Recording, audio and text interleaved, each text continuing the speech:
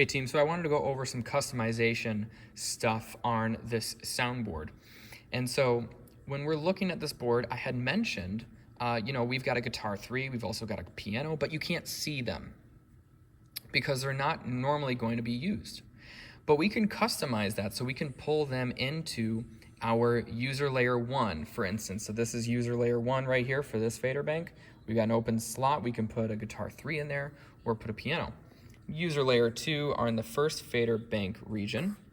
We've got 4 open channels here that we could actually put our drama channels on. So if we wanted to do that, how would we go about doing that? We would hit view. Each region of the soundboard has a view section. So you'll see the talkback even has a view section. The LCD screen will configure to that area when you press view. When you press it again, it takes it off. Same thing here. You can go and you could view for this bank, for maybe the last fader bank, for your custom controls. You can configure those, which we don't have to. And then we go to the mute groups. We could configure the mute groups and add things to the mute groups or take them out. So anyway, so let's go and let's figure out how we can actually put and customize adding some drama channels into here. So we go to the go to the view. I would first select the user layer you want to add it to. So if you want to add something to that or take something out, you would have to select user 1 first and then press view. So let's user 2, go view. This gives you an overview of all of your channels, which is cool. Not necessarily needed. And then you would go to config, you press config, and this is where we can pull in anything we want. So these are all 48 channels that are actually set up on the soundboard all together. You'll see we're maxed out on all of the 40, but some of these are actually not even turned on and operating or routed, such as the guide.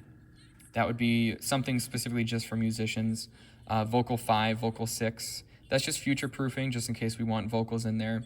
Also another instrument channel, just for anything that someone at the church plays a banjo, throw that in. Then we've got a section for it, dedicated. And then we've got some auxiliary stuff that we're using. Almost all of them aren't as well. Now you might ask, what's the difference between regular, the 40 channels and the auxiliary? I'll tell you. The regular channels here cannot be sent out of the board to, say, the stage box, right? Or I shouldn't say sent, but received out of something. They can't be sent anywhere other than buses too. So the auxiliary, they also have no processing.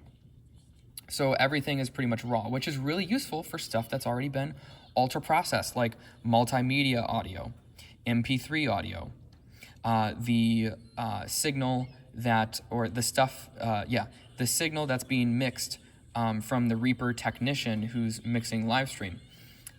Or the stuff that we have to send to the ATEM. All of those are already ultra processed and everything's already done. And so we just need the signal.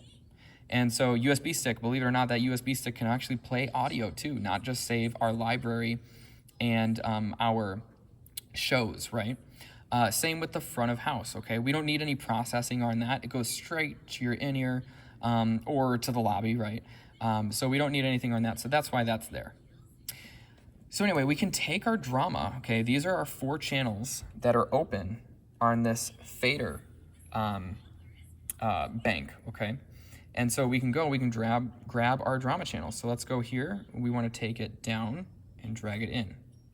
Now, I'm going to do the second one and look at what my fader does. Boom, just like that. Brings it in. Remember, we've got a mute group that has the drama muted. The drama channel is muted. That mute group is activated, which is why these are blinking right now as I'm pulling them in. So it always remembers that these channels exist. They're here, so they exist. And so that's why it's already muting them, even if they are not actually put anywhere on our fader areas on the board. So this is all customizable and configurable. Let's say, for instance, over here, Tim's not even preaching at all on a Sunday. Not even here. He's off in Africa doing his thing. So we can go to Tim and we can actually click him and we can just drop him back up here, and boom, he disappears. Let's do the same with Jeff, okay? Let's say he's not doing anything Sunday. Look at what happens to his channel and his fader. Boom. He just disappears. It's fine. He's not there. He's out of sight, out of mind. You don't have to worry about him.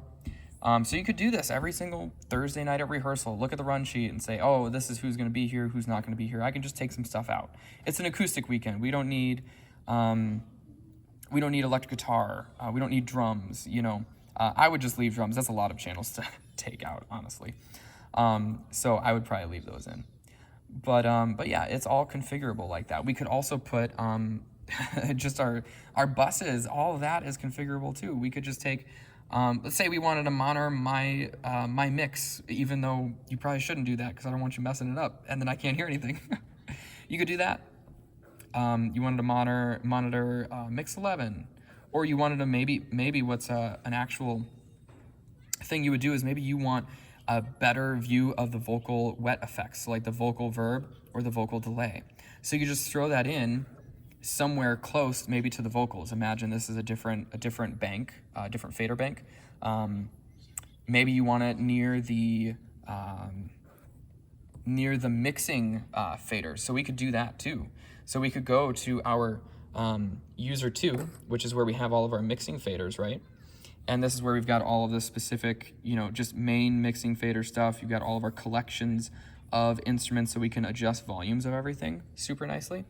And maybe over here by effects, you want to be able to control just the reverb and delay vocal effects, right? So we would press view here, and you would go to config, and then you could just bring down, make sure you're selected on these and not channels. So you're on the bus main, and you can take in the vocal verb and throw that down here. Same with the delay. And now the vocal delay and reverb are down there, so that you can just on the fly control those, and not just effects, including the drums as well. Overall, you could adjust these volumes overall. We've also got the DCAs. So we just talked about the DCAs. These are our main mixing faders. So this is where we're going to be spending a lot of our time deciding what should be louder in relativity to something else. So you could actually pull or subtract anything. So let's say we don't want this. Let's say we want drum control down here too. So we could just pull the drums all the way down here. And now we've got drums not only on the left, but also on the right. I don't know if you would need that, but it's completely customizable, which is super cool. Okay, I spent a lot of time on that. So let's get out of here, and we can just press home to get out, or you could press view again. And then let's go to the library. So the library, we need to talk about this a little bit because we need to change our terminology. On the old soundboard, we would call it a show. We would load the master show, right? Now we actually wouldn't call it that because the show is actually just a folder of snapshots that you would have. So we don't actually need to call it that. We don't actually need shows at all, technically. And so this would be more of a use case for like maybe a soundboard that's running like multiple different bands in one night. And then they would probably use a show and segregate like a show for, you know, I don't know, for King and Country, and then another show for Casting Crowns, and then another show for vertical worship, you know, whatever it may be. So we don't have to do that. Everything's the same. So we can just keep it as a snapshot. And the snapshot saves all of your fader levels, all of your gains, your trims, your effects. It's literally everything. So now we need to start calling it a snapshot on this new board because it's technically not a show. And I don't want to cause any sort of confusion. So let's change our terminology from show to snapshot when we're referring to our master template, okay? So in here, we've got a couple different things. I've already started building a couple different presets. So we've got a folder for instrument presets, and we've got a folder for Vox channel presets. Now, let's say you couldn't see any of this. You're probably selected on this USB. This is the storage device that you're choosing to pull from. So if you're selected on USB, you've actually got a couple different things. This has just been stuff that I'm using to set up. We will save some backups on this USB, and then we can just unplug it. We don't necessarily need it. We can use the internal storage, just like we did on our old soundboard. So on our internals, we've got our presets. We've got a snapshot folder. I'll go into how that could be useful in a future video. We've got Vox channel presets.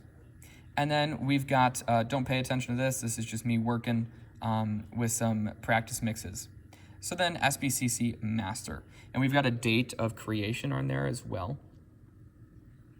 And so basically, if you wanted to load this on a Sunday morning, you came in and you wanted to load this on a, Thursday night. You want to load this on a Thursday night, you would just hit load.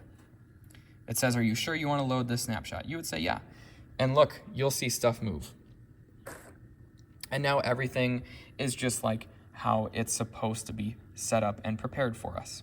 And then we can do all of our mixing from there. It automatically will have everything muted, the mute groups set up for the effects, instruments, and vocals. So you can just, whenever you're ready to start rehearsal, boom, and then you can get going.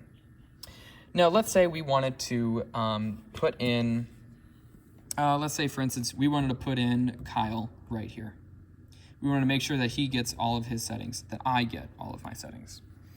So you'll go in and you will go to Vox channel presets. And you go into that folder.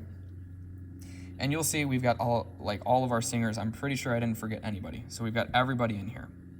We've also got some bass, just like maybe we had someone come in for a funeral to sing or a special event, and we could do a vocal startup for a female and a male. Okay, it's just a very, very generic kind of setup, but it makes sure that we have filters on there so we're not feeding back if we're sending too much gain or something like that, which has been a common problem on our old soundboard. So that kind of gets rid of that issue, which is really nice. I have basically our startup sequence. You'll see this says assign 1, 2, 3, and 4. These are already set up as the first one being a generic, 1 through 4 are already set up as a generic vocal startup, not a female or male. It's actually just cutting for both. It's cutting frequencies for both male and female. So you could just, if you needed just a quick dirt and easy setup, you could just run the 4 there as well. But for our singers, we know we're gonna have them every week, so we wanna go in and load them. So let's go into me. And this is gonna be all the parameters that it's actually going to load into my channel. But now look at this. This is saying kick in, so something's not right. We are actually selected on the kick in channel. So if I press load right now, my kick in will become me, which is not right. So let's go load, confirm. Now that says Kyle. That's not right. That's not supposed to be that way. So what do we do to basically say we messed up? What do? We just go back to library. Oh, we're already in here. So you go out of your folder and then you go to SBCC master and you would load that again and it'll fix that. Cool. And then you can go back into your Vox channel presets. You can go to me. Oh, again, we're selecting on the wrong ones. Make sure we get this right. So we need to go down here and select Vox 1. That's where I'm gonna go. That's the placeholder. And now we can go load and say yeah. So that's where I'm gonna be loaded in there. Sweet, and that's everything that you would really have to do. I won't expect you guys to really save presets. If you have something really good that you really like, that you really think is different and better, an improvement upon that channel or that preset, let me know and I'm gonna help you save that stuff, because it'll automatically save some of this stuff and we don't want everything there. So you'll just have to let me or Rich Tijarina know, and so that we can help you save something that you really prefer and really like and you think is an improvement upon that channel preset. Same thing, it's the exact same thing for instrument presets. So we've got Ben's SG. We've got my Martin guitar, which is my brighter colored one. We've got Rich's Gretsch, just in case he decides to pull out his old guitar that he used to have, the white one. So if you pulled that out, we can make a new preset for that one as well. So we've got all of these presets we can start building upon for different instrumentalists. So bass guitars, electric guitars, acoustic guitars. That's pretty much it. The stationary instruments like the keyboard and the drums don't actually have to have presets. Those are already going to be saved and set up to begin with. And that's basically everything. If you wanted to get out of here, just go back up to home, and that's going to bring you to whatever channel that you're selected and basically the overall view that you want. And that's everything for the customization section.